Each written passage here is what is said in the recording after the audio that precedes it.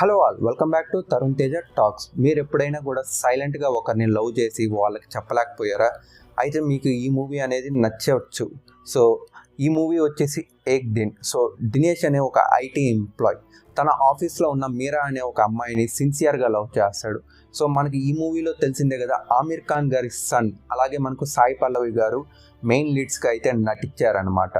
So సైలెంట్గా ఇంట్రోవర్ట్గా ఉంటున్న main hero మనకు హీరోయిన్ని అసలు ఎలాగ లవ్ చేశాడు, వాళ్ళిద్దరూ అసలు ఎలా కలుసుకున్నారు, హీరోయిన్కి మొత్తం టోటల్ డిఫరెంట్ వరల్డ్ అనమాట. హీరోకి హీరోయిన్కి అసలు వీళ్ళిద్దరి పరిచయం ఎలా జరిగింది, ఆ ఒక్క డే ఏక్ దిన్ వన్ డే వీళ్ళ లైఫ్లో ఎలా మారింది అనేది మీరు ఈ మూవీలో చూస్తారనమాట. పర్సనల్గా అయితే నాకైతే మూవీ చాలా బాగా నచ్చింది, కానీ బట్ క్యారెక్టర్స్ వైజే కొద్దిగా నాకు నచ్చలేదన్నమాట. అంటే నచ్చలేదు అంటే నాకు సాయి పల్లవి గారు దీనికి అది పనిగా సూట్ అవ్వాల్సిన క్యారెక్టర్ కాదేమో అనిపించింది. మరి పెట్టారు, బాగానే ఉంది, బట్ నాకెందుకు ఎక్కడో అనిపించింది సమ్ మోర్ క్యారెక్టర్ని ఇంకెవరినైనా కూడా పెట్టచ్చు అని చెప్పి. అంటే మనం తెలుగులో చూసిన క్యారెక్టర్కి హిందీలో చాలా కొద్ది కాంట్రాస్ట్గా అనిపించింది నాకు ఈ క్యారెక్టర్ అనేది.